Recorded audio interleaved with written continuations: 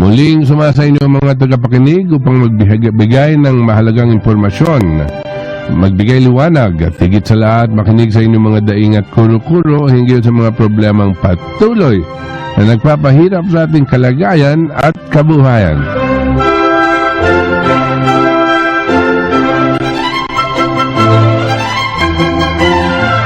Sa susunod na oras, sisikapin po namin ipaliwanag ang iba-ibang bahagi ng ating ekonomiya at ang mga mabibigat pang local and international issues na may malaking epekto sa ating buhay at kinabukasan. Ito po ang inyong katipon na si Butch Valdez, kasama ang iba pa nating katipon dito mula sa Save the Nation Movement. Narito po si Kalemi Rojas, siya po yung head convener ng Save the Nation. Andito din si Malu Kerubin, nandito din si Ver Archivido na nag-aanyaya sa inyo na makibahagi sa ating talakayan sa pagsusuri ng mga kasalukuyang problema at paghanap ng kaukulang solusyon.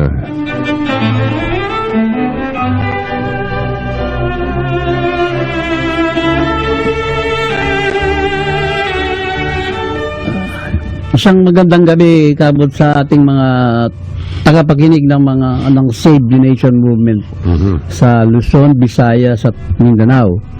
At maging sa ibang dako na rin ang daigdig sa US, sa Guam, Japan, sa Malaysia, Singapore at yung kaibigan natin sa Cayman Island. Sana tumawag siya uli. Ito yung mga tumatawag sa atin no? Pero palagay ko meron din mga ibang nakikinig sa ibang lugar, no? Na hindi pa nakakatawag. Depende dahil po yan sa time difference. But hindi natin kapot yung mga kasundaluhan, yung mga general na nakikinig sa atin. Lalong-lalo na si Colonel Jean Mariano ng Philippine Marine. Okay, yung mga kabalin ko sa Candaba, San Luis, Mexico, Santa Ana, Arayat, Minalin, San Fernando, Maya Pabengi po, Kekongan, Karenggang, Kapangpangan. Batiin ko rin si Ray, si Joby, si JR at yung mga Riscor employee ng ng aking mga yung Riscor sa mga electromechanical technician bots. Sama na rin yan yung mga engineers. Si Bong Clemente, Leon Gatbunton, si Andy ng Maligaya. Batiin ko rin kapot si Julius saka si Bert, yung kasama natin nagtayo ng ng Save the Nation Movement. So ang aking commander-in-chief kapot si Carmen Rojas. Magandang gabi po sa inyong lahat.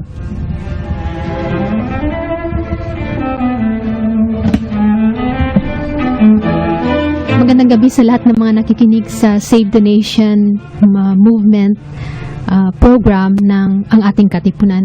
Binabati ko po si Jamie Olanio at yung mga lahat ng mga pulis na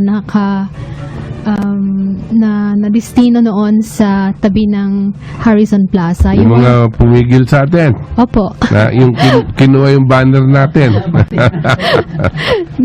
Sila po yung nagbantay doon sa may tabi ng Harrison Plaza. Yung iba po sa kanila, si Ver na po ang magbibigay ng mga pangalan ng iba sa kanila. Alam nyo, na para lang siyempre mga kaibigan din natin yan, nagtatrabaho lang sila. Nabalitaan ko po, yung mga ibang pulis doon, apparently galing pa sa Cebu no? Kaya hindi talaga nila alam kung anong nangyari, basta may utos sila. Ang nakakalungkot ko minsan, ang utos, basta sumunod ka, huwag ka nang magtanong kung bakit. So ito po ang nangyayari, siyempre, maski sino, pipigilin nila. Siguro kung pumunta tayo doon at meron tayong banner na binibida si Noynoy, pipigilin din nila no? Basta may banner lang, pipigilin, may confiscate yung mga banner. Yun ang medyo parang na tunghayan, no? At medyo but buti na lang dahil nagmagandang loob na hindi naman na tayo na sa dito kay Malu at sa mga kilaver, mga kasamahan, na napaliwanagan naman itong mga to, no? Tungkol sa ating advokasya, no? At nung napaliwanagan po natin, medyo nagdalawang isip sila at hindi nila alam kung talaga dapat pigilin ito o hindi. At pero sabi nga nila, kung magkakamali sila, on the safe side na lang, kanya ayaw pa rin ibalik yung mga banner namin. Sana po matawagan si Malu para ibalik yung mga banner, kasi hindi naman po masasama yung banner na yan, no? Kung talagang tutuusin. Para sa bayan po yan, para sa inyo na rin, mga kapulisan, para sa ating mga kasandaluhan, para sa buong bayan. Yan pong aming pinaglalaban, itong tinatawag natin na Save the Nation. Sana nga hindi napigil, pero yun na nga, bagamat ganyan ang nangyari, na nabigyan naman ng tamang pagpapaliwanag sa kanila at nagmabuting loob naman sila, linibre pa nga sila sa Jollibee, di ba? Ha? Jollibee ba yun? McDonald's. Ha? McDonald's. McDo. Well, anyway, nalibre pa sila nabusog ba kayo? Malamang nakikinig sila ngayon, Kabo. Magandang gabi po sa inyo, Kapitan. Ano ba nga? PO1, sila, PO2, PO3. sila yan, si Colonel Dayon at ang kanyang isang platoon na riot police, no? And of course, ang Harrison Plaza Security na sina Mr. June Noble, si Mr. Jerry Facto. And of course, ang ATEC Security Kabuch na sina PO3 Joel Esperanza at lalong-lalo na si Captain Ronnie de Guzman. At katulad ng nabanggit mo Kabuch, nagkaroon tayo ng pagkakataon na banggitin sa kanila itong mga 3 agent steps, yung declaration ng Save the Nation, no? About dito sa EDCA, and maging yung petition na final ni US Senator Mike Gravel, itong petition for intervention sa Supreme Court. No, yan na paliwanagan natin sila niyan, Gabuch. So medyo natutunan nila yung yung mga ibang mga issues, no? Yan po sana ang ating mangyari sa atin. Alam nyo po, kadalasan dito sa ating mga kasundaluhan, hindi ko alam kung tama ito, mali. Pero ang ginagawa nila, yours is not to reason why, yours is just but to do and die. No, which means, wag ka nang magtanong, basta sumunod ka na lang ng sumunod, no? Depende po alam niyo po, mga tao din ng mga ating mga sundalo, no? They're still human beings, and they know what is good and bad. They know what is evil, no? And they know what is immoral and what is moral, no? Kanya hindi po natin pwedeng tratuhin yan na parang robot, no?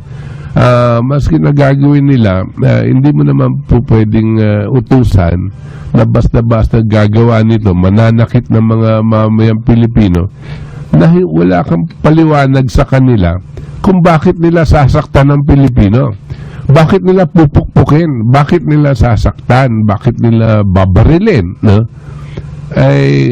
Yan po ang nakakalungkot kung minsan dahil sa inuutos sa kanila. Pero I am glad that we were able to talk to them and explain. Alam niyo po, para pong yan pag yung pebble na itinapon mo dito sa ilog, no? Siyempre, pag naunawaan nila to, ipapaliwanag na rin ito sa mga kasamahan nila at tuloy-tuloy nang nauunawaan ng mga ibang mga kapulisan. Hindi po ba? No? I think meet with them and explain all of this. Sila nila Ver. At syempre Kabut, binabati natin mga kasama natin dyan, sina Lawrence, si Mr. Joel Tapia at maging ang kanyang sila anak Benny. si Inang Bayan. Yan ang pangalan. Si Benny ba andon? Si Benny sir susunod dapat at marami pang ibang kasama. Kaso si Ian. Ayan si Ian. Si Ian. Siya may hawak ng banner yung Kabut. Si Ian yung kumuntik na makulong. Dahil alam niyo po, biro mo, medyo tinatakot nila yung yung mga kasamaan natin. Dahil nagpapaliwanag si Malu, biglang may nagsalitang opisyal na babae ba yon? Ha? Sabi, pakulong nyo na lang yan. Sabi ganyan. Arrest them. Yung arrest them, sabi nga. Wala naman po ginagawa. Nagpapaliwanag lang, arrest them. Agad ang gusto gawin. Yan po ang nakakasira sa reputasyon ng ating kapulisan. At sana naman, unawaan nila na itong mga to, ang linalabas natin po, hindi naman masama eh. Ang linalabas po natin para sa kabutihan ng lahat eh. No? Kasama na rin po kayong mga kapulisan. We're fighting for your welfare whether you realize it or not. Tapos bigla-bigla, may papasok na arrest them. Ikulong na yan. Hindi naman po tayo kapares ng mga kalaban ni General Luna eh, di ba? No? Tayo nga si General Luna eh, gusto natin ipaglaban ng bayan natin, no? By the way, bago tayo magpatuloy, I just want to ask all of our listeners, kanya po wala si Cathy dito at wala siya every how many Sundays na? 3 or 4 Sundays na wala siya. Meron pong mga namamatay na kilala niya at pero yung nanay niya po hindi po she's just in the hospital at naidala sa emergency room dahil may kapansanan sa kanyang kidney, no? And so I ask all of our listeners to please pray for her fast recovery at mabigyan ng konting ginhawa ang pamilya nila Cathy Cruz dahil hindi po madali na ngayon magkasakit ang isang miyembro ng inyong pamilya. Alam niyo na po kung anong sitwasyon ng mga tao ngayon, hindi basta-basta mapapagamot kung wala tayo pong mga resources, no?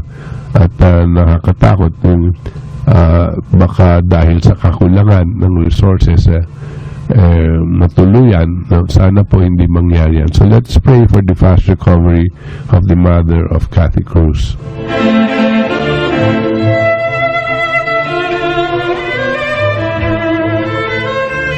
Okay, we have a statement to be read by Malu on the intervention and provocation made by the United States on China in the Spratleys Islands.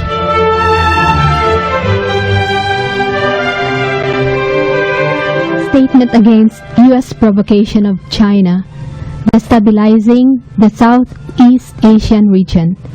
Despite our presently unresolved territorial issues with countries surrounding the West Philippine Sea, it is with unequivocal opposition that we view the outrageous military provocation of China by U.S. President Obama under the guise of freedom of navigation.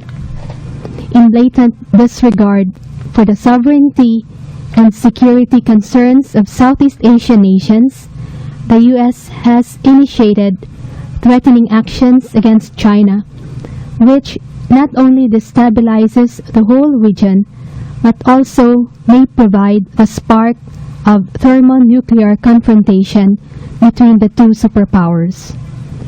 Our concern is aggravated by the declared and insane acquiescence of the current President Benigno Aquino III of the critically dangerous advances by an equally impaired Barack Obama.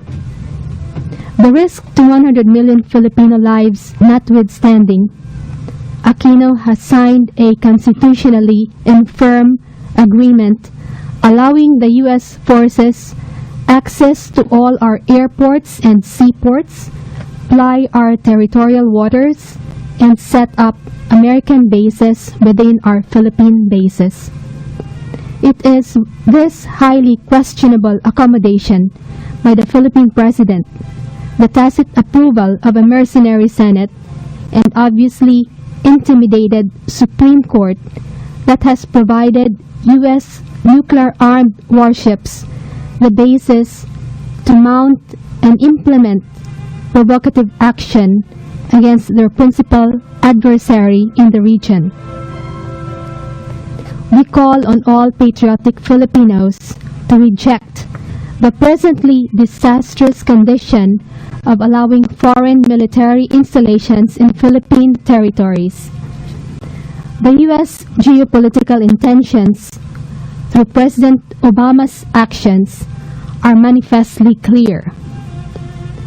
Their decisions and actions, supposedly to liberate from dictatorship into democracy, have instead produced internal chaos in Iraq, Afghanistan, Libya, Yemen, Egypt, Syria, and Ukraine.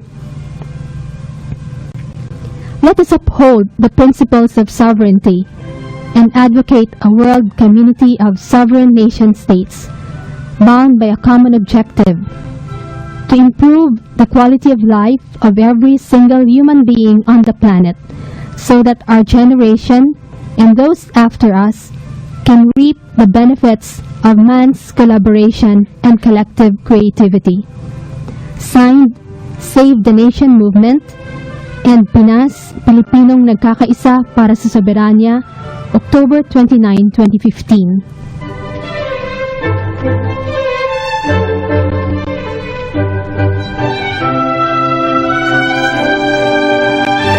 Vilma Santos Recto po. Sabi nila, star for all seasons ako. Sabi ko naman, ang tunay na star, yung gumagabay sa kalusugan ng bayan. Gaya ng The Generics Pharmacy. Dalaan di kalidad na mga gamot maaasahan. Pero di sing mahal. The Generics Pharmacy po, pagdating sa kalusugan, para sa akin, ito ang star. Basta Generics, The Generics Pharmacy. Ang resetang sigurado, may generics. Magre-reseta ba si Doc ng masama sa'yo? Tandaan, basta generics at gamot pang maintenance, TGP, The Generics Pharmacy lamang.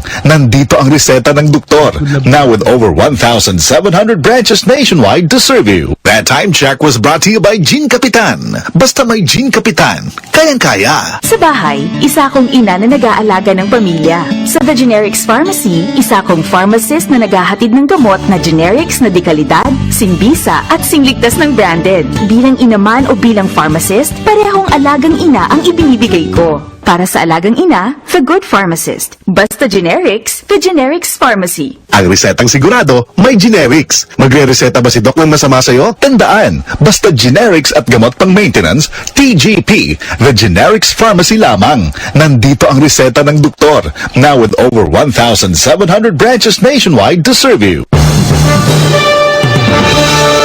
DZXL 558. Nangunguna sa inyong mga radyo. Maaasahang public service. DZXL 558.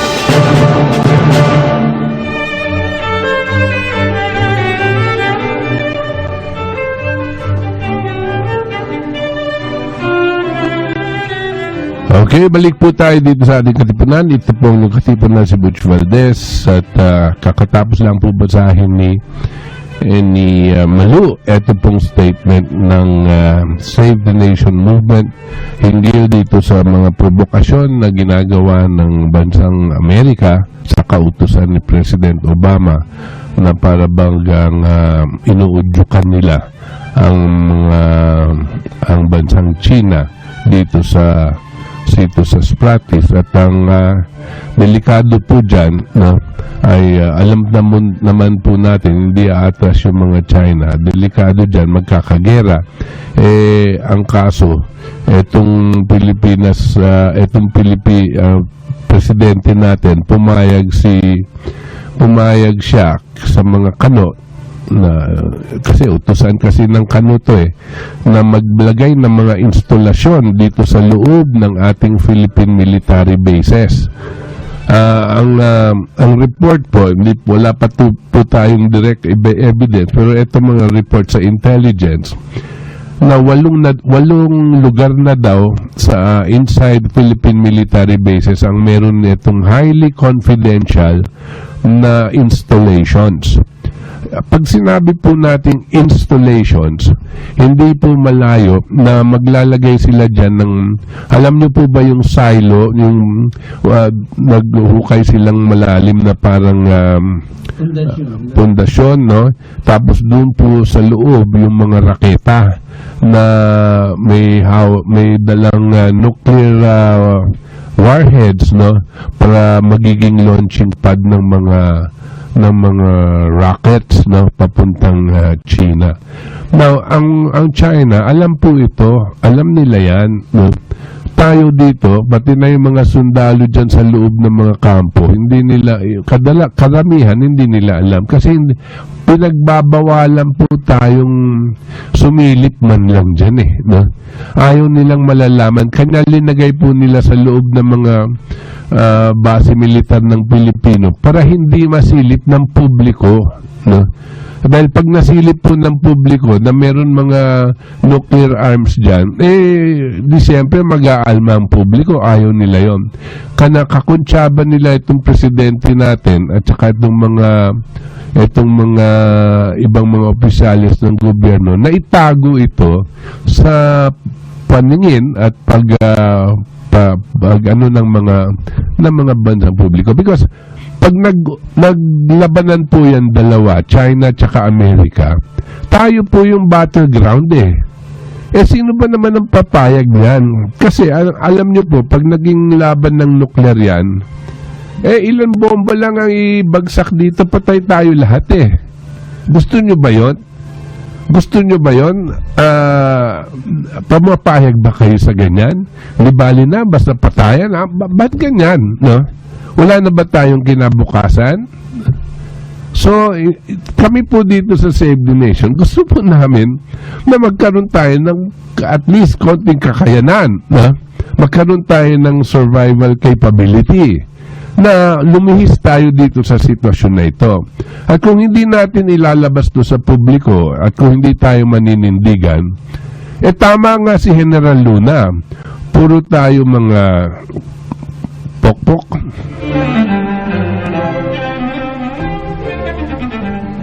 Buhat sa presidente hanggang dito sa mga taong gustong makipagpatayan na agad.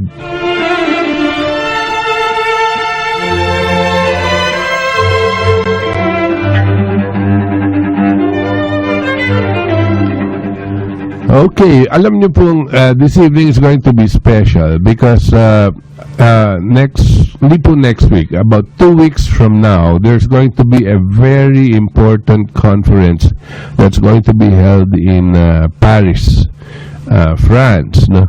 Ito pong COP21. No? Ang COP21 is a climate change conference, no?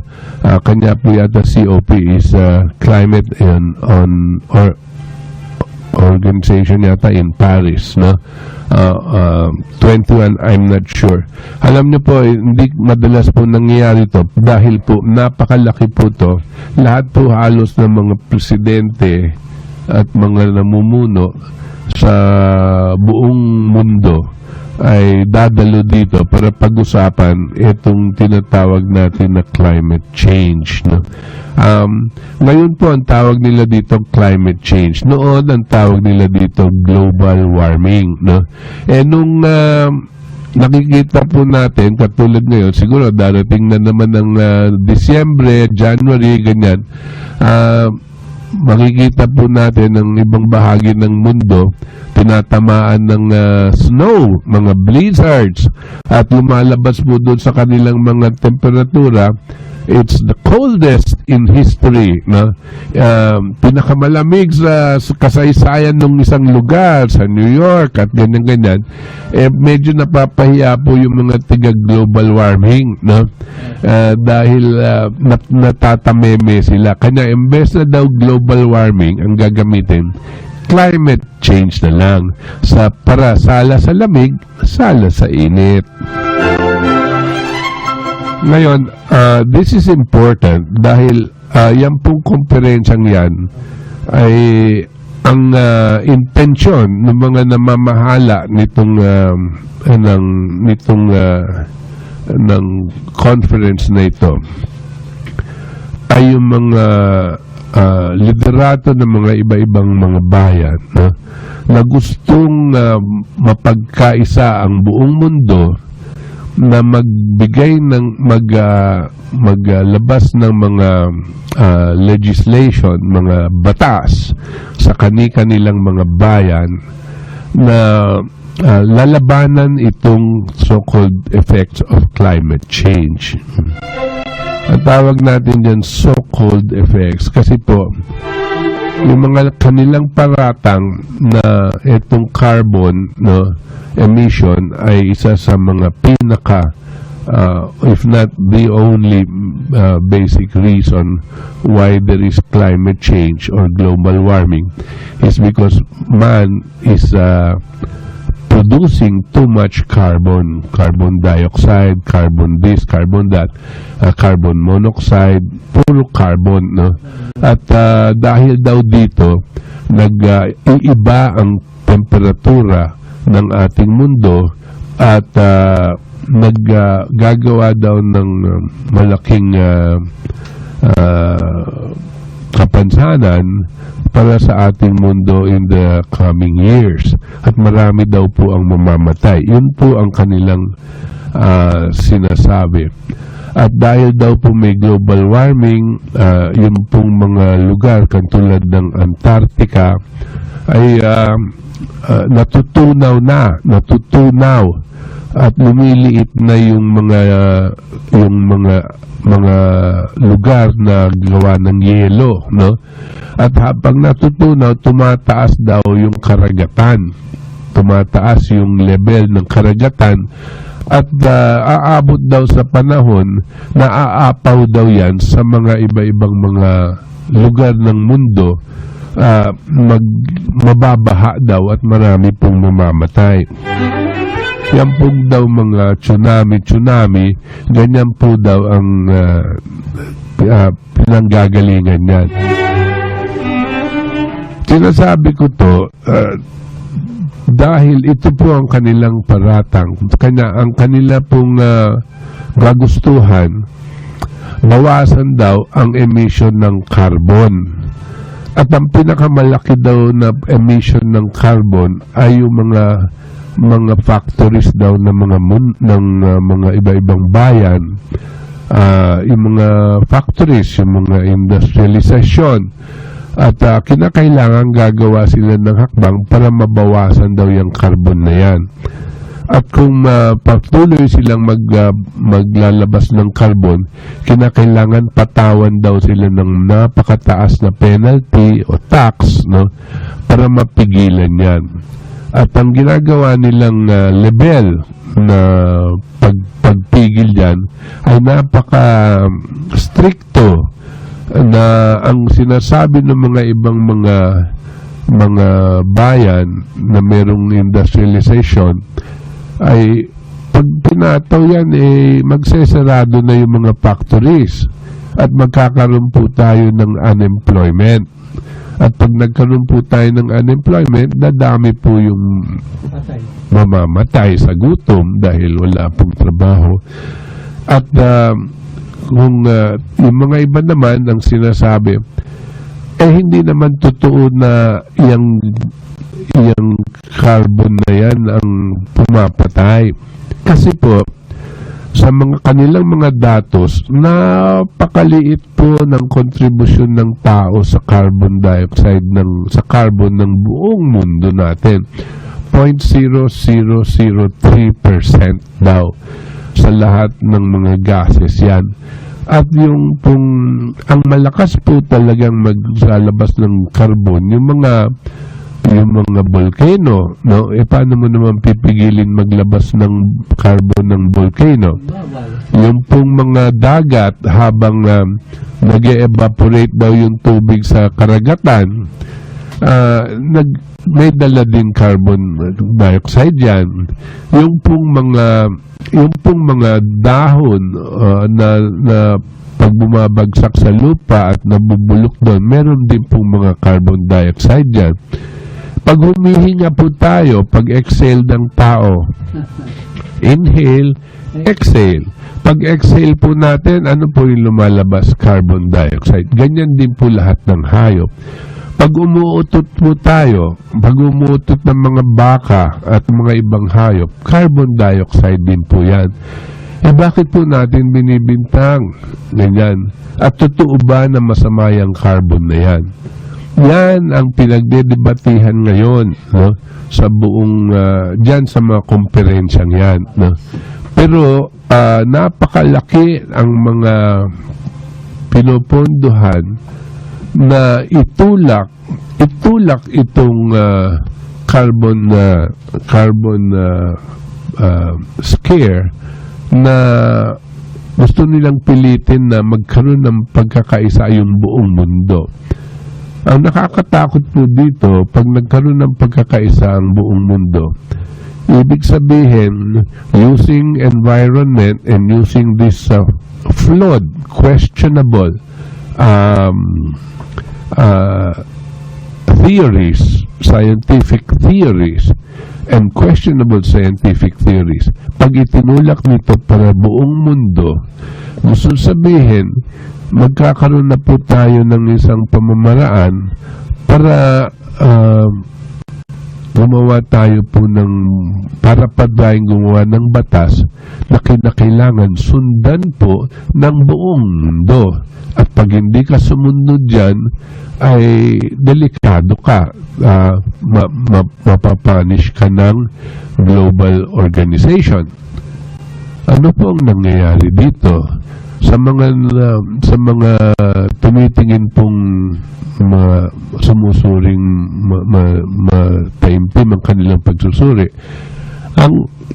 what's happening here is that this is the development of one world government. Ito po ang unang hakbang para magkaroon ng one world government.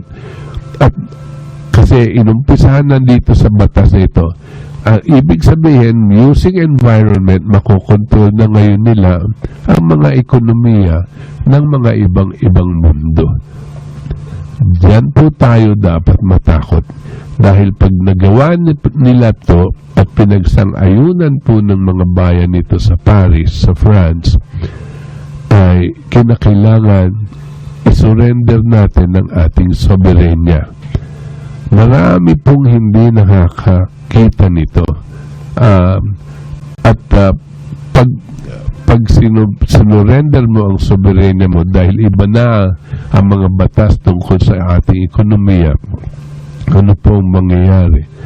Magsesara po at hindi ka papayagan magkaroon ng development. At pag hindi ka pinayagan magkaroon ng development, marami po ang mawawalan ng trabaho. At pag nawalan po ng trabaho ang isang populasyon, ang isang lipunan, ano pong nangyari? Dumadami po nagkakasakit at dumadami din ang namamatay. That is why we call this whole program a depopulation program.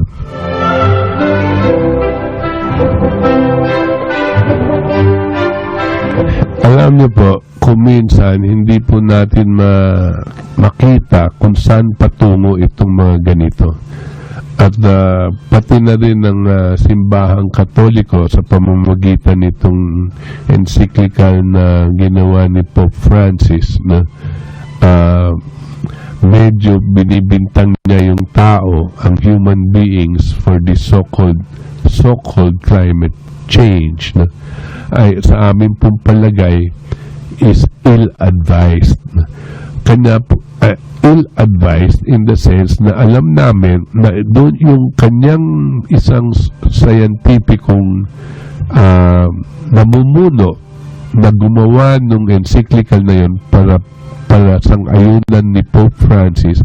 Ang pangalan niya po ay Schellnhuber. Yan pong Schellnhuber na yan ay isang Aleman. Ang kanyang kasama na rin po nila Prince Philip yan sa Inglaterra.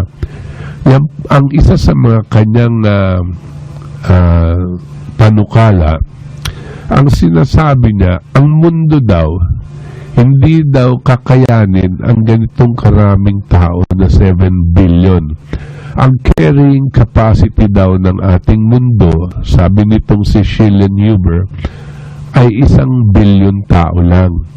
7 billion daw tayo. Kanya ang sinasabi ni Schellnhuber, kinakailangan lahat ng bayan sa buong mundo ay gagawa ng hakbang para mabawasan ang populasyon nila sa lalong madaling panahon. At kinakailangan daw sa isang henerasyon, sa 20 taon, no? Yun ang isang henerasyon, 20 to 25 years ang one generation. In one generation, we have to lessen the world population from 7 billion people to only 1 billion. Kinakailangan daw yan, kundi mamamatay daw lahat tayo. Sus Mariosep, yung 6 billion na mamamatay, hindi ba yun po dapat ang ating katakutan? No? Pero ganyan po ang kanilang paningin at gumagawa sila ng ganitong mga panukala. Ang delikado pong ginawa ni Schellnhuber, yung pag-iisip na pagkokontrol dito sa environment natin, no? Although wala siyang sinasabi tungkol doon sa populasyon, doon sa ginawa niyang encyclical para kay Pope Francis, no? Ay doon patungo. Ang sa amin pong palagay, medyo hindi po tama ang o hindi po siguro alam ni Pope Francis na itong taong ito, si Schellnhuber, na namuno doon sa study group na gumawa ng encyclical, ay isang kampo ni Satanas. Kasi po ang kanyang layunin, pumatay ng napakaraming tao sa pamamagitan ng paggutom, sa sakit, at sa gera. He is a depopulation advocate.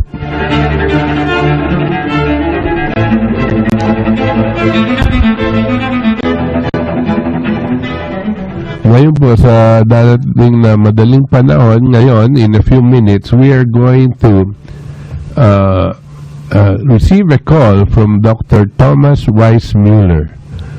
Thomas Wysmuller po ay isang dalubhasang sayentipiko. Dalubhasa po ito. Wala pong mga kaparis dito. Dito sa Pilipinas, siguradong wala. Pero sa ibang mundo, kinikilala po ito na isang authority at isang rinerespetong sayentipiko. His name is Thomas Wysmuller. W-Y-S-M-U-L-L-E-R. Wysmuller or Wysmuller. No? So Thomas Wysmuller trained as a meteorologist at New York University at the Royal Dutch Weather Bureau in Amsterdam. He then worked for 5 years throughout NASA before, during, and after the moon landings. He is routinely invited back to give science and meteorology lectures at NASA field centers.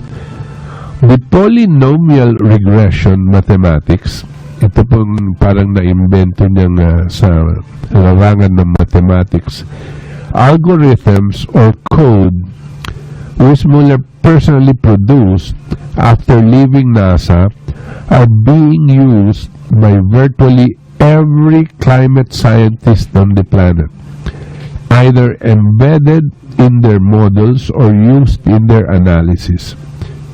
He was highlighted in Horizons, which is a magazine, the American Institute for Aeronautics and Astronautics special issue for NASA's 50th anniversary. He lectures on meteorology of climate across the globe, and millions follow his accurate meteorological forecasts annually. Yan po ang magiging panauhin natin in a few minutes. Tawag po sa kaatin all the way direct from the United States. Ang pangalan niya po si Thomas Wysmuller. Again, the spelling of his name is, alam niyo na po yung Thomas, Thomas. Wysmuller is Wysmuller. It's either Wysmuller or Wysmuller.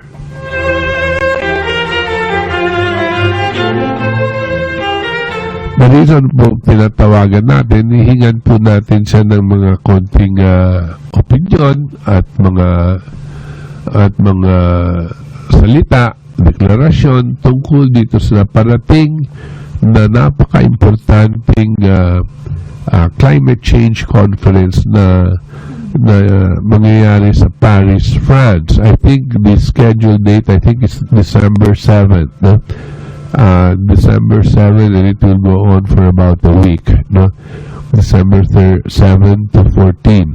Ganyan yata po katagal yung conference sa Paris, no? At titignan natin kung ano masasabi niya. Ngayon, hindi ko po alam, baka medyo technical ang papag-usapan natin. Pero kung pagpasensyahan mo nyo na muna, pero kung pagkatapos po magkaroon tayo ng konting panahon, sisikapin po natin na ipaliwanag sa ating mga nakikinig kung ano ang nangyari dito sa interview with Thomas Wysmuller.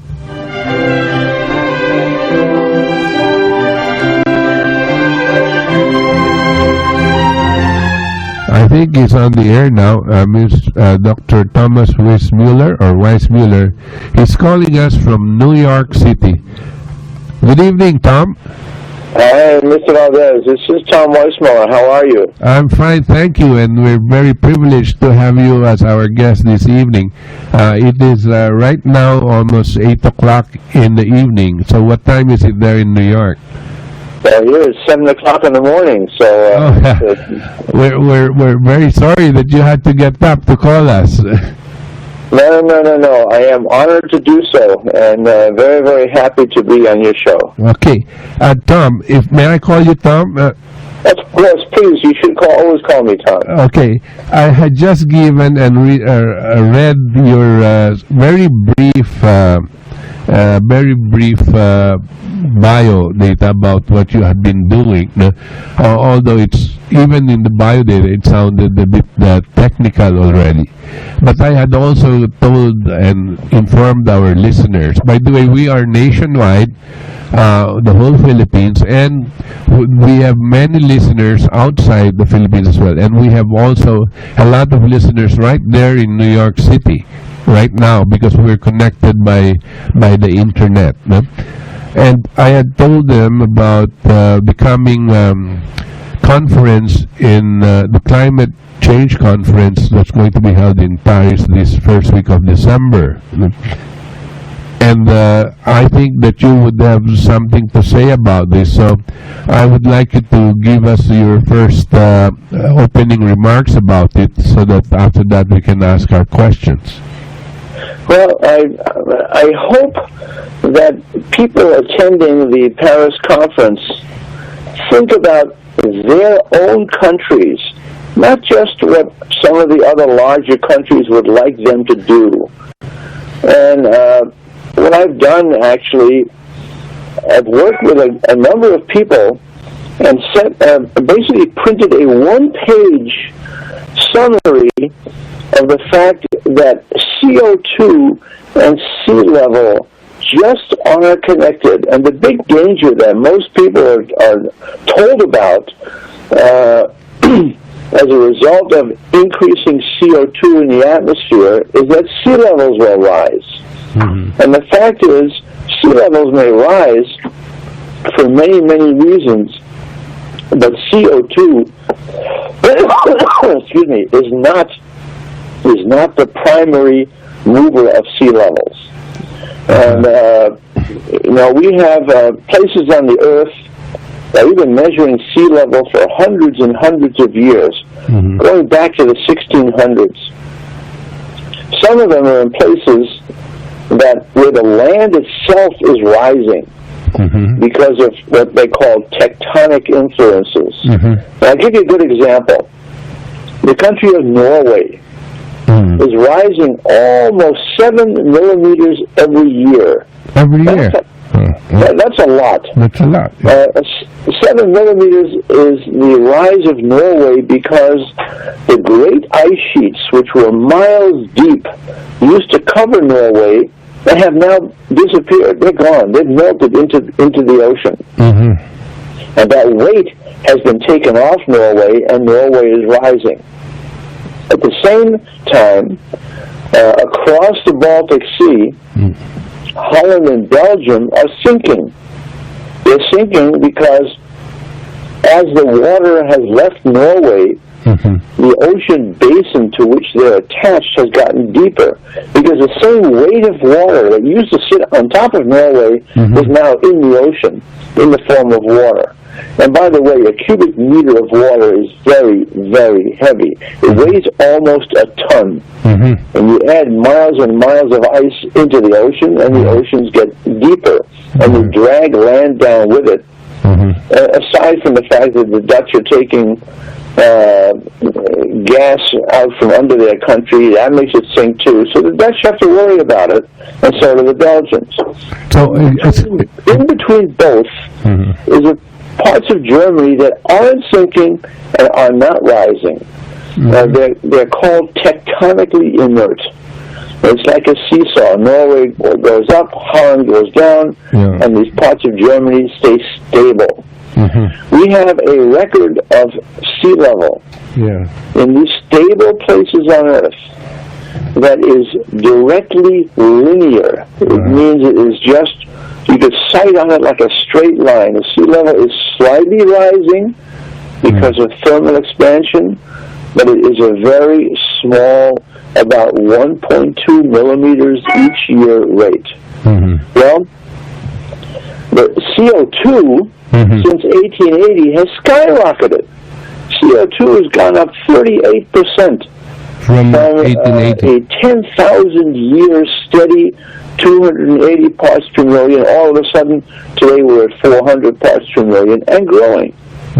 So CO2 is accelerating, but that acceleration is nowhere visible in the sea level rise of those parts of the Earth that are tectonically inert. The other thing is, the other places on Earth, there are over 1,000 where the sea level rise is just strictly linear. New York, by the way, shows a higher rate of sea level rise because we've put buildings on Manhattan, huge buildings which are very heavy. They press on the bedrock. The bedrock then rests on what's called the asthenosphere, and that sits on top of magma and slowly sinks, very, very slowly, by the way. But in New York, they measure the sea level rise around 2.5 millimeters every year because of the weight of those buildings pressing down. If you go 30 miles away in the Long Island Sound, the sea level is almost flat, and it's linear. And it doesn't change. And I'm talking about tide gauges that are in New Rochelle, New York, and Port Jefferson, Long Island. It's the same ocean. They're right near New York. So it's obvious that the buildings have something to do in New York, pressing down on Manhattan slightly. So sea level is a little bit of a problem. The Philippines, as far as I know, are relatively tectonically inert. You've got a couple of decent-sized volcanoes where land is, basically when magma pours out of them, they actually add to the islands that you have. I'm thinking of Mount Pinatubo. When that erupted, that created all kinds of havoc on the world. But the Philippines aren't sinking as a result of it. And if the Philippines aren't sinking, sea level rise is really of no concern to your island nation. And that's, and again, you've been told sea level rise is what you have to really prevent by curtailing CO2. But the fact is, CO2 just doesn't have that impact on sea level rise. I see. I have a long-winded explanation as to why I'm and trying to encourage island nations not to be concerned about CO2, because there really is no link. There are island nations, by the way, that are sinking, and there are some that are rising. The ones that are sinking need to be concerned about and spend some money on building seawalls, building dikes, infrastructure, things that can actually protect them from an ocean that is trying to inundate a sinking island. Like Holland, I suppose, yeah. Like Holland. Excuse me? Like Holland, like the Netherlands, I suppose. Exactly, exactly. And the Dutch have been masters of doing so. In fact, the Dutch have a bigger problem. They have a big river flowing right through their country. It's called the Rhine River. And the Rhine River is very, floods every spring.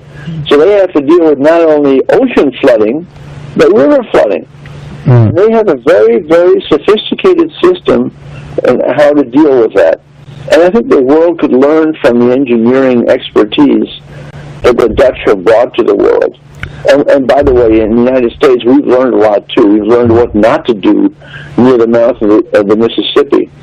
Where when Hurricane Katrina came, it broke through a very thin concrete, only 6 inches thick concrete levee, and flooded a big part of the city. We learned our lesson. We knew we had to build a bigger dike or levee, and well, now we're doing it because it already happened to us. Well, Tom, let me ask you at this point, what you're saying is, for example, in the case of Norway and the Philippines, there are certain tectonic, which means tectonic means like earthquakes, right? Or moves, land mass moving, right? And that's correct. Okay, and that when this constrict like that, it actually increases or makes the land mass go higher over the sea level. Is that correct? That's exactly correct. Okay. And if that's the case, Tom, does this mean that the land mass of Norway, or in the Philippines for that matter, is actually increasing? Well, yes, it is slightly increasing, but in Norway's case, I don't know if you've seen pictures of the coast of Norway. They are like cliffs going out. Yes, the area is increasing, but the footprint of the country is not. In other words, when I say footprint, I'm talking about its area on the earth itself. I see. It usually rises pretty well straight up. Okay. And there are other countries like Holland, or even the city of New York, are actually going down, but not because of CO2 or environmental changes, but because of the kind of structures that they have that have impacted on the foundation of that whole city. Is that correct? Well, that's correct in the case of New York and Boston. But there are places in the United States, like I'm thinking of Galveston, Texas, and Houston, where we have actually taken, for instance, Houston takes about 1 million gallons of water out of its aquifer, which is the water in the ground underneath the city, every day. When you take the water out, and guess what? The land that it sits upon has to sink and replace that water. That's right. And it does. So you have some of that action that humans are responsible for, and so the Texas coast is sinking. The Virginia coast in the United States is sinking also, but that is more a tectonic effect. And you have some fairly low-lying swampland in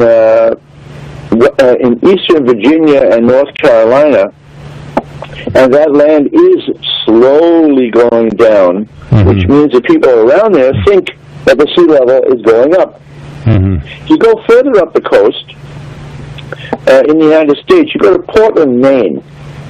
Portland is one of those tectonically inert areas. It neither rises nor falls, and there's not a lot of big buildings on it.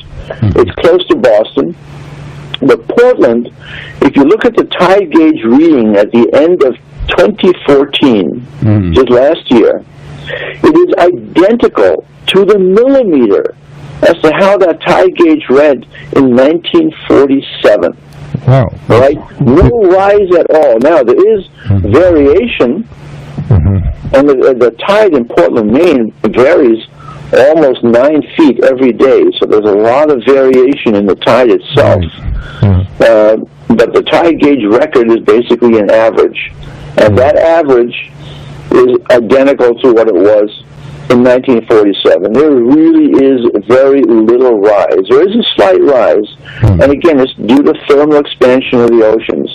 The thing that worries me is that the proposals that are being floated at Paris all require or ask developing countries to agree not to develop their natural resources, sometimes in exchange for promises of money. They're talking about a $100 billion fund that is going to be set up. I don't know where that money is coming from, because the American House of Representatives and Senate have just passed a resolution saying they're not going to do any spending any money for this. It's a promise of money in the future to not develop in the present. And I think that is incredibly wrong for countries that are not up to the so-called standards of the so-called modern world. The Philippines are actually kind of in between. Yes, you're a developing country, but you also have some modern facilities and characteristics of a modern nation. One of which... That's debatable, Tom. Excuse me? I said that's debatable. Oh, okay. We don't have too many of these. We have some so-called comforts like the internet, for example, but we do not have the infrastructure that most nations have, and so we are.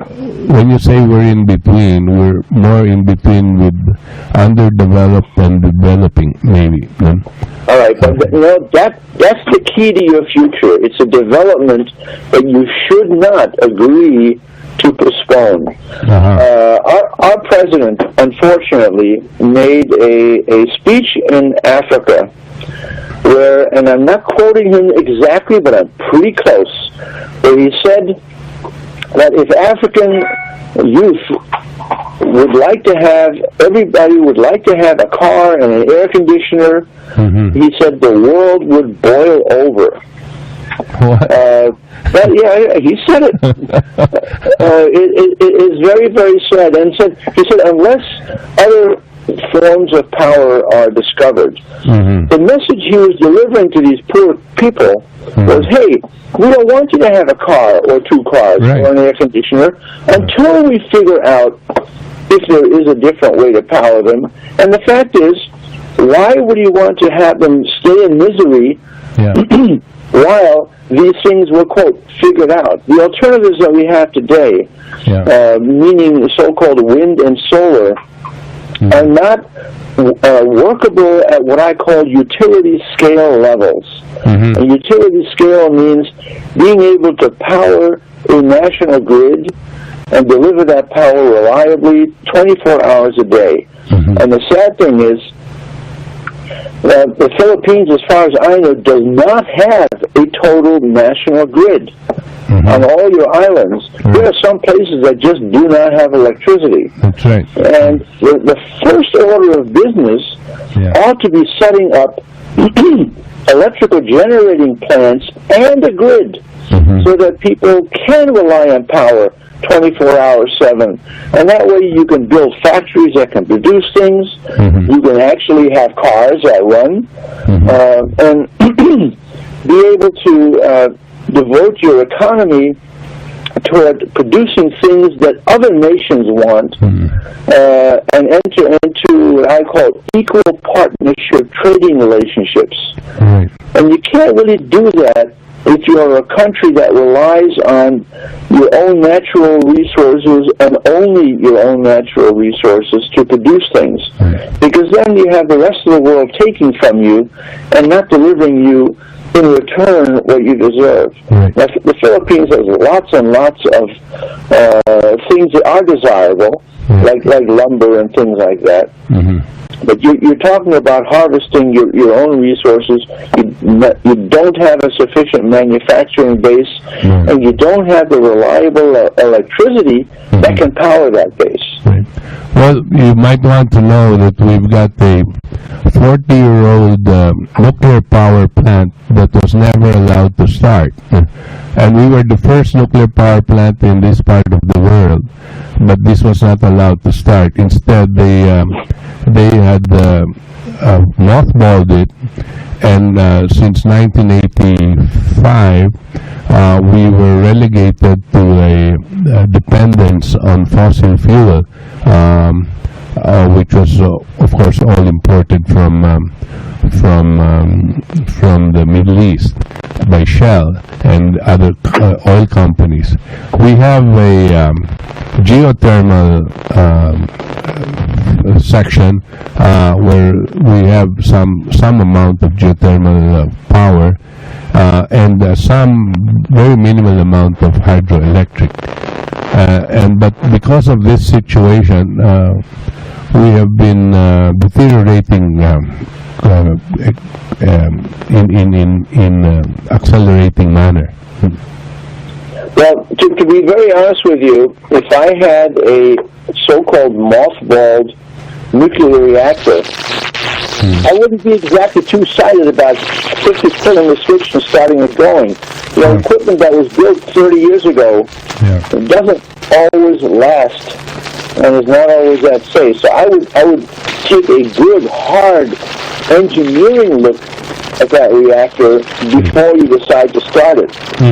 But as an interim measure, if you have the fuel available, it's probably a very smart thing to do to get that up and running again. Right. And the other thing is I would look into, and this is I'm speaking out of pure ignorance from the design standpoint of that particular reactor. But there are reactors called liquid fluoride thorium reactors. Yes, we heard about that. And they're called lifters. Thorium is a non-dangerous nuclear fuel. It's very plentiful. It is safe to boil water, and when you boil the water, you can use that steam to generate electricity. If that reactor can be redesigned to accept thorium fuel, then you have a much, much safer way to produce electricity. And by the way, thorium can't be used to make nuclear bombs or anything like that. So as far as a safety issue is concerned, I think your people will be a lot more comfortable having thorium powering a reactor than uranium, which can be made into what they call weapons-grade material. Well, we're aware of that, Tom. I just wanted to bring this out because this plant that we have was called the Rolls-Royce of Westinghouse plants that have been building all around the world, but it's sad that it never really produced a single watt because of the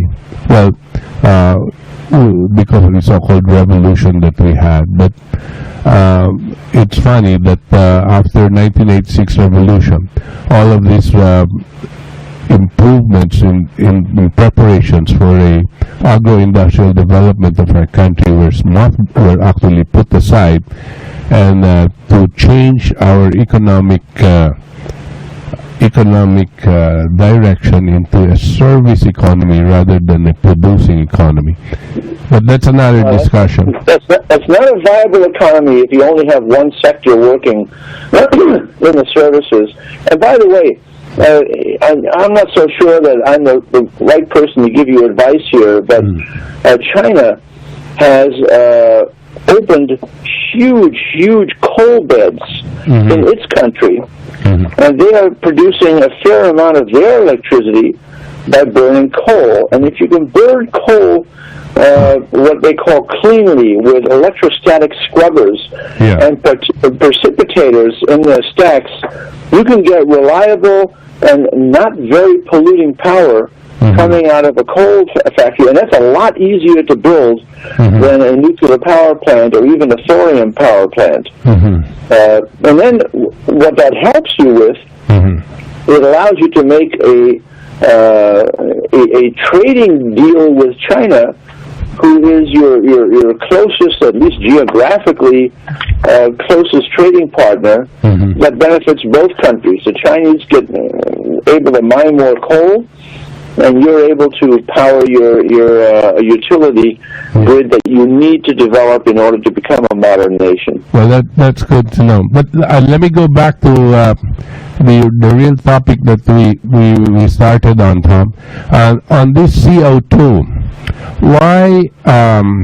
What is the political agenda, if there is, of all of these groups that are insisting that that certain limitations be made on all countries that are producing carbon dioxide via their industrial plants? Why are they pushing this? Well, keep in mind, carbon dioxide is a natural byproduct of combustion. So that every nation that generates a fair amount of electricity is going to generate a fair amount of CO2. Now, let me diverge a little bit. CO2 itself is never, in my definition, a pollutant. CO2 is what I exhale.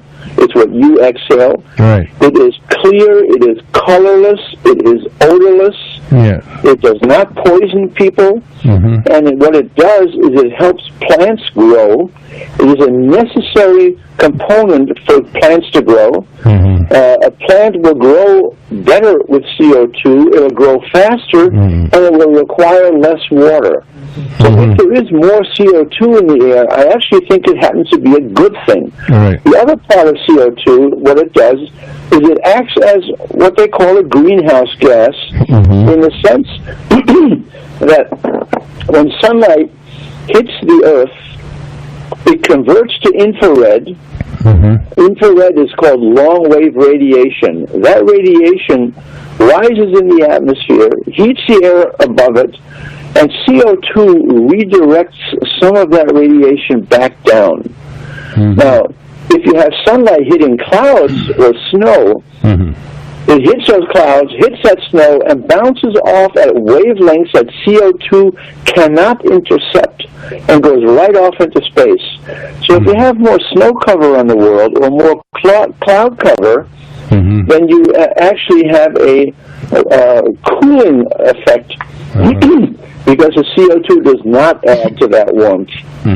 We've had increasing cloud cover on the planet for about 20 years. And temperatures, air temperatures on the Earth have kind of flatlined. They are in what they call a pause. The British call it a standstill. And the atmosphere just isn't warming very much anymore, even though CO2 has risen. So that's one of the side issues. Having more CO2 is not a bad thing. Okay. Now, why do they want... Let me answer your question now, okay? The countries that are admitting CO2 are the big industrialized countries. United States, Britain, Russia, Europe. They are all very heavy emitters of CO2. They have reliable power. They have reliable manufacturing. I don't think it is explicitly their motivation, but the effect of what they are asking for you to do in curtailing your ability to emit CO2 is they want to make sure that they are in the upper hand that the companies that support the politicians in those countries will continue having an upper hand in trading relationships. If you don't manufacture things, they do, and that means you must buy their material. So without reliable power, you stay in what I would call a subservient position. Right. That is the net effect of what is being proposed in Paris. However, in Paris, the language is, well, we're going to save the planet from runaway global warming. Well, first of all, we have CO2 increasing, sea levels not increasing or not accelerating, temperature not accelerating, and yet they want you to believe that you should curtail your development. And I don't think that is morally correct. In fact, if anything, it's reprehensible. Right. Because if we don't develop, then it's going to be increasing our poverty levels, and it will be increasing our mortality rates. And well, you understand that perfectly, so use your radio station to make sure the rest of the nation understands it. We'll do it. We have a question here from one of our volunteers, Tom. His name is Bear. Yeah, hi Tom. Hi there.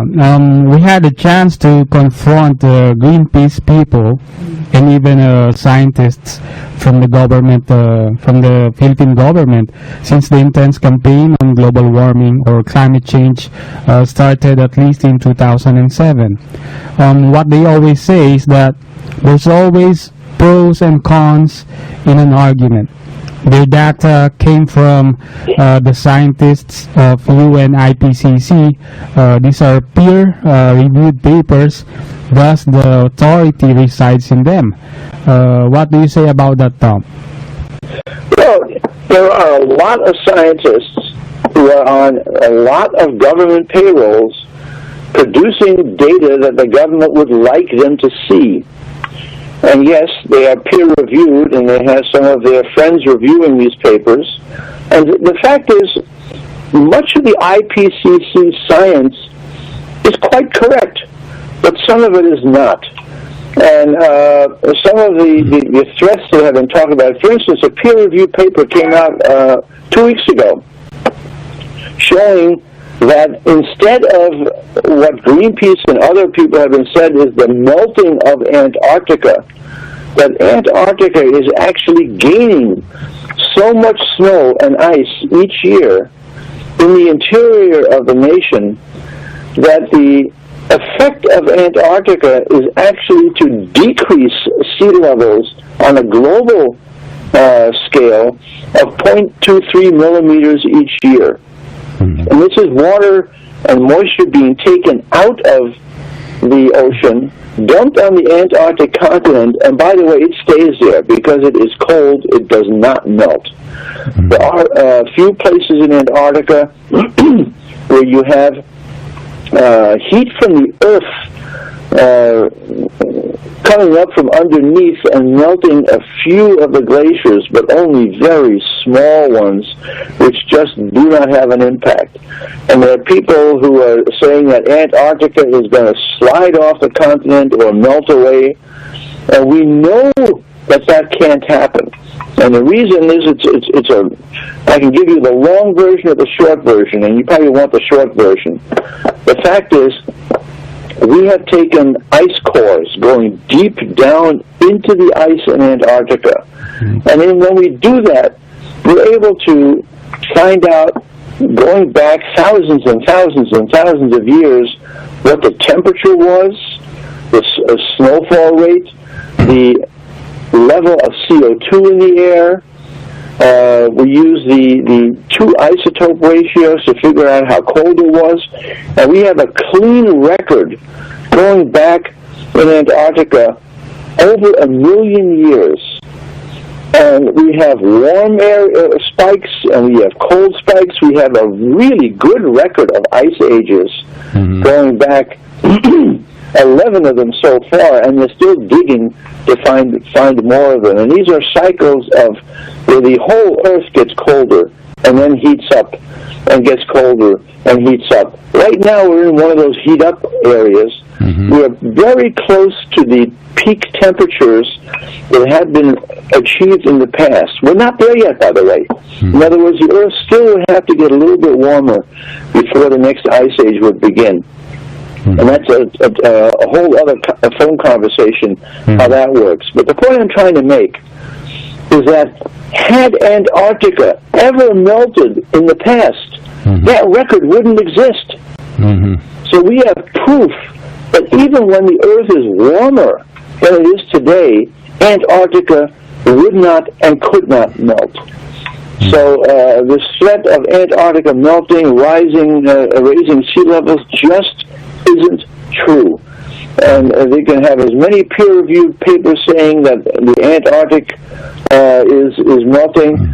The fact is, you know, the best theories in the world fall to pieces when the truth is laid out, when a single fact is shown. And this is the fact I'm showing you, is that Antarctica has not melted when the planet was much, much warmer than it is today. And that should tell the people that Al Gore was not telling the truth, right? Well, interestingly enough, Al Gore did something he really shouldn't have done.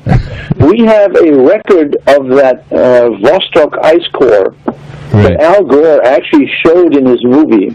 And what he did is he separated the carbon dioxide curve, which is very, very highly correlated with the temperature curve. He separated it from the temperature curve.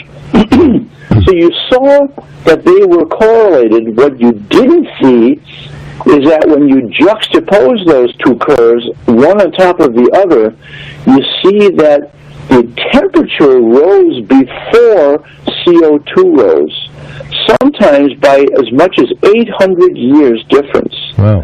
And the reason that happens is that when the Earth warms and the oceans get warmer, the molecular motion in the ocean increases, and that higher speed motion of those molecules kicks out the heavier dissolved CO2 molecules that are in that ocean. And even today, about 95% of all CO2 entering the air every year comes from carbon dioxide that has been dissolved in the ocean and is being kicked out. Did you say 95%? It's actually, humans are responsible for about 3%. 3%. You have plants and other factors, volcanoes, make up another 1%, but the oceans are the largest source of CO2 on an annual basis entering our atmosphere. Wow. Now, when you have a ice core record showing a huge warming period, and the oceans warming first, and then CO2 coming second, and it's very, very visible in the ice core data, then the separating them is almost fraudulent. In fact, a British court found that the portrayal in Al Gore's movie, An Inconvenient Truth, was so false that they prohibited it from being shown in British schools without a huge disclaimer that students had to hear before the movie was even shown. Al Gore's people fought that in the British courts, and they lost. Okay, that's a good ending statement, Tom. We'd like to thank you on behalf of all the Filipinos that have been listening to you for the past 40 minutes, and but hopefully they have learned something, and I'm sure they have. But hopefully as well, this will not be the last time that we will have you as a guest, Tom.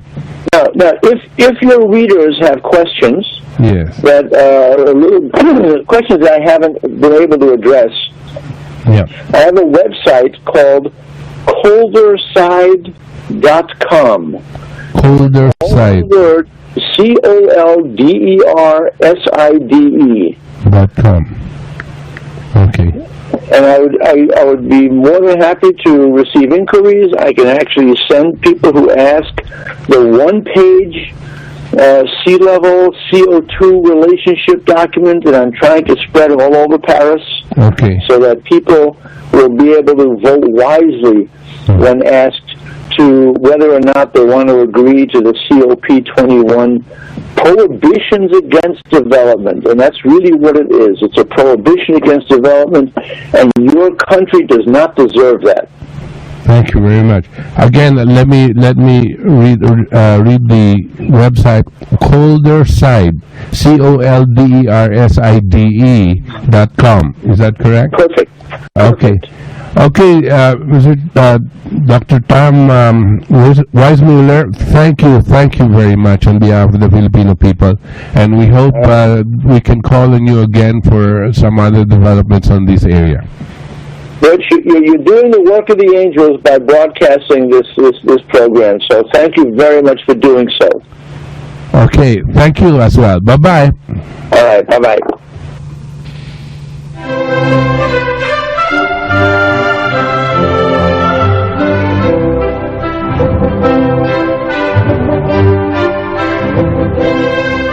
Okay, nakapanayan po natin, walang iba kundi si Dr. Tom Wysmuller. Ang spelling po ng kanyang pangalan, alam nyo na po yung Tom, Thomas, or Thomas. Wysmuller is spelled this way, W-Y-S-M-U-L-L-E-R, W-Y-S-M-U-L-L-E-R. At ang kanyang website is colderside.com, COLDERSIDE.com. Colder, lumalamig. Colder, getting colder. Colderside.com. Galing po siya nandun po siya sa New York City. At like I said, I don't think there are very few people that can argue about what he studies as a scientist with him, and he refutes everything. At minarapat niya po, kasi po scientist siya, hindi po siya normal na nagpropaganda o nagsasalitang ganito. Pero naramdaman niya po na napakasama ang ginagawa nitong mga organisasyon na ito, na ipinagpipilit nila na ang mga bansa katulad natin po, katulad ng mga developing countries, pinagpupumilit nila na hindi tayo magde-develop. Ayaw nila tayong mag-develop, pinipigil nila ang development by making us believe all of these bullshit that they are saying about the carbon dioxide. Kayo na pong nakarinig sa kanya, he is the scientist. Yang pong mga ibang environmentalist dyan, katulad nitong sa mga Greenpeace o ano, hindi po mga scientists yan, they are just political advocates, no? At inuutusan po sila, at yan po ang trabaho nila. Pero this guy calls in, no? We didn't pay him, but he just wants to be able to share whatever he knows to the rest of the world, especially to countries like ours, no? Kanya po tayo nagpapasalamat kay Tom Wysmuller, hinggil dito, because dito po sa darating na konferensya, mag-a-attend po mga Pilipino dyan. Mag-a-attend pa din pa si Noynoy, no? At itataas niya ang kamay niya dito sa pagpipigil nitong carbon dioxide, maski even if we know that is completely ignorant about this, because all of what Wysmuller was saying is not known to the president, no? It is not known to his advisors, no? He just follows what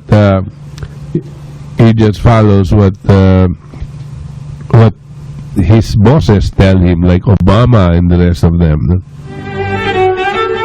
Ano po ang gagawin nila? Pipigilin po nila tayong mag-industrialize at pag napigil po nila tayong mag-industrialize, ano po kanina pinag-usapan natin, it will mean there will be no development, and if there is no development, then there will be greater mortality rates. Mas marami pong mamamatay kasi po mas maraming mga mahihirap. Okay, Joe Molina, magandang gabi sa'yo from Valenzuela. Mr. Molina?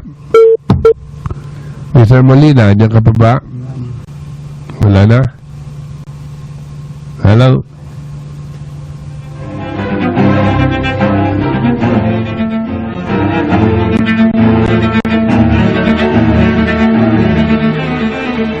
Okay, so again, it was a privilege to have Mr. Tom Wysmuller. Para dito sa mga matatanda, pag sinabi mong Wysmuller, ang iniisip natin po yung lumabas na artistang Tarzan. Alam niyo ba, natatandaan mo ba yan? Si Johnny Wysmuller. Yun po yung artistang lumabas na Tarzan nung hindi pa po ako napapanganak nun pero hindi, napanganak na ako nun, pero I was a few Johnny Wysmuller. He was an Olympic swimmer, si Johnny Wysmuller, at naging artista po at gumanap ng Tarzan.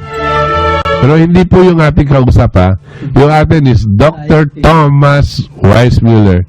Ito po, scientist ito. Mr. Jose Molina ng Valenzuela, magandang gabi po. Magandang gabi, Professor Boots. Yes. Sa lahat nakikinig. Tungkol sa global warming, may nabasa ko sa Reader's Digest na what's wrong with global warming. Ang nakalagay dito, babasa ko na ilang ng mga eksperto, the world had experienced approximately the much warming fairly recently in history, and we love it between AD 900 and 1300. The earth warmed by about 1.5 degrees, according to the Oregon Institute of Science and Medicine. Scholars refer to that period one of the most favorable in human history as the medieval climate of optimism. Okay. Food production slogs, many scientists believe, because winter were milder and growing season longer. The agricultural region experienced severe flood and drought. Then was more rainfall, but it evaporates faster. Number 2, The expected increase of carbon dioxide, CO2, overdue to the burning of fossil fuel and could create a plant heaven. CO2 act as a fertilizer for plants. More than 1,000 experience with food crop in 29 countries show that doubling the world carbon dioxide would raise crop yield by half and a half. Yan, and with increased CO2, forests all over the world would be more robust, allowing them to support more wildlife. That's right. History and the science of climatology indicate that we have nothing to fear but fear-mongering themselves, and global warming in the 21st century should be modest, bringing back of the most pleasant and production environmental humans and wildlife have ever enjoyed. Very good. Tama po. Tama po yan, Mr. Molina. Ang advice ko dyan sa'yo, kunin po yan, pakopya nyo po at bigay nyo po sa mga pari at mga obispo sa inyong mga lugar, no? Kasi po sa kanila, nakakaawa naman po, sunod-sunuran lang sila dito sa mga sinasabi at nagkaroon po ng encyclical. At nakakalungkot po, napasukan po yung simbahang katoliko ng isang napakasamang scientifico, itong si Schellnhuber, no? Kanya po naglabas ng ganito. Tapos biro mo, ngayon ang simbahang katoliko na siya na ang nagtutulak nitong global warming, pero hindi po totoo to, no? Oo nga, ito nga pandig to ng mga scientists Yan nga, tingnan mo itong binabasa mo. Totoo po yan. Nabasa ko din po yan, kaya lang hindi sa Reader's Digest, no? Okay. Pero nabasa ko din po yan. Yung pong sinasabi ni Dr. Tom Wysmuller, ganyan din po. Ganyan din po sinasabi niya, katulad ng binasa mo, no? Experience yan ng mga napakaraming bansa sa buong mundo. Eksakto. Kanya po, marami pong scientifico na ayaw maniwala dito sa mga tinutulak nila sa atin. Paano nga maraming fear-mongering na marami dito, hindi ko na lang binasa. Pati nga senator pa ng US isa sa fear-mongering na nakalagay dito, hindi na nga lang binasa. Maski na dito sa atin. Dito, tingnan mo itong mga senador natin, Sus Mariosep, no? Tinatakot tayo para makontrol tayo, para makontrol tayo ng mga malalaking foreign power. Yan ang ginagawa ng mga foreign power. Pero yung mga senador natin dito, mga kongresista, pati na yung mga iba sa kaparian, yung mga iba, hindi nag-aaral, no? Yan nga. Hindi nag-aaral, tas sunod-sunuran sila, hindi nila alam, pinapatay nilang mamayang Pilipino. Pati nga, nabasa ko dito yung ni President Benigno Aquino, yun daw pag ng nuclear plant mas marami raw na waste na delikado raw. Samantalang mga napakaraing bansa daan ng mga nuclear power nila. Yun si President Aquino, pagbigyan nyo na po, may kapansanan kasi sa pag-iisip yan Tumatakot yan may nagbibigay na informasyon na hindi ayos kaya. Okay, maraming salamat po. Maraming salamat din. Okay. Thank you. Okay, it's time to read the text messages sent to us by our listeners. Their opinion is not necessarily ours, but we reserve the right to read them to the public in the interest of freedom of speech.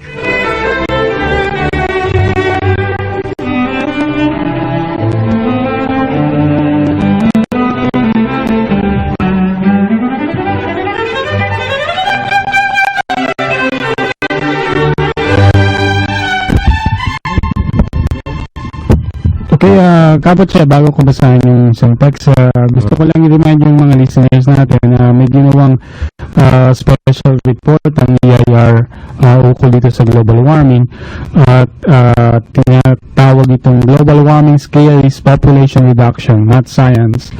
At available po yun sa larouchepub.com, larouchepub.com. Ayan. Little untitled, Global Warming Scare is Population Reduction and Not Science. Population reduction po and not science. Yan ang global warming scare. Dapat itong makaparian natin, alam nila dapat itong tinutulak nila, no? Global warming sila ng global warming and actually ang itinutulak nila population reduction. Okay, text galing kay Chris. Tell our guest we don't have any greeds, but we have many greedy politicians.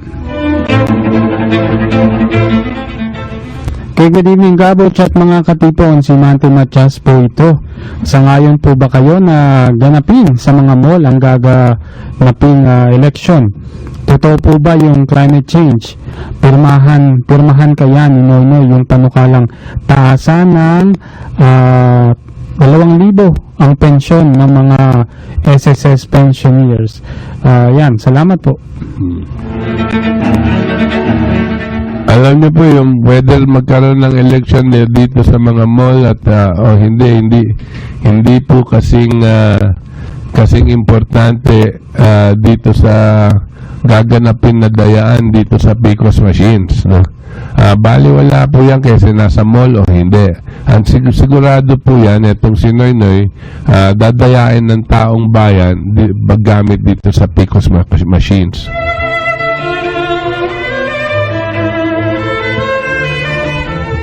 Kay Kabot siya, static ang dating sa San Luis, Pampanga. Ginugulo talaga ang station nyo. Humihina ang signal niya, minsan may ingay ang signal. Okay, good evening, Sir Butch. Nakakalungkot at napagbibintangan pa kayo na kampi sa China.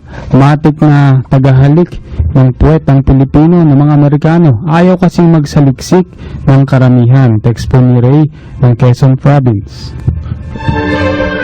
Ganyan siyempre ang mga tao, napakasimple ng kanilang pag-iisip. Kung hindi mo kakampi yung isa, kalaban mo naman yung isa. O kung kalaban mo itong isa, kakampi mo naman yung isa. Napakasimple kasi sobrang simple mag-isip.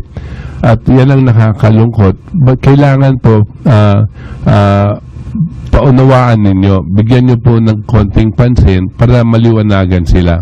Hindi naman nila kasalanan na mangmang sila no? Ang kasalanan nila, ang may kasalanan, yung mga ginagawa silang mangmang. Katulad po ng ating mga liderato at mga media, itong mga mainstream media, ginagawa pong mangmang ang tao. Kanya tayo po, lalabanan natin yung ganyang pamamaraan. Sinabi ng Satanas na si Manuel L. Quezon na may mabuti pa raw na pamunuan ng mga Pilipino ang Pilipinas na parang impyerno kaysa pamunuan ng mga Amerikano na parang langit, at bumoto ang mga demonyo at mula noon hanggang ngayon ay impyerno ang Pilipinas dahil puro Satanas ang naging presidente at pinatayuan pa ng monumento ang leader ng mga Satanas na si Manuel Quezon. Ang tanging pag-asa na lang ay hindi Pilipinong presidente ang mamuno na gagawin na parang langit ang bansang ito. Hindi po si Grace pang tinutukoy ko dahil sabi po niya ay Pilipino daw siya. Alam nyo, hindi po kasalanan ni Manuel L. Quezon makagagawa nito mga hunghang na ito. No? Kung meron pong katangahan ang nangyayari, katangahan po ng taong bayan. Dahil pumayag tayong umupo sila na hindi nararapat. Pumayag tayong dayain nila yung eleksyon para makaupo sila. Tayo ang may kasalanan yan. Huwag po tayong dapat pumayag at manindigan po tayo, no? Kung hindi tayo maninindigan, ganyan po ang mangyayari sa atin. Puro Satanas nga. Kaya, good happy day, dear LaRouche kapamilya. Good luck and more successes in disseminating the truth that will set us Filipinos free and on the good and right path to development and progress to eradicate inequity and poverty. Enjoy. Text po ni Nestor Angeles Jr. Okay, good PM, Sir Butch. Sabi ni Don Dino Celes sa program niya noong isang Sabado, wala daw kabuluhan ang sinasabi ng dating Senador Gravel ng US. US ba yun? Text po ni Boy ng Batangas.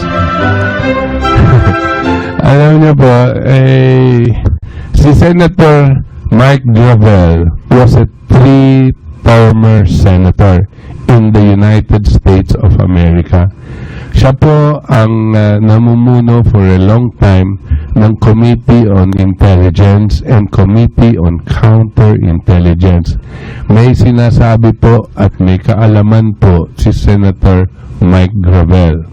Yung pong mga tao na hindi alam ito, ang dapat po nilang gawin ay magsumikap at usisain yung mag-research lang sila ng konti. Hindi po ito pagpropaganda.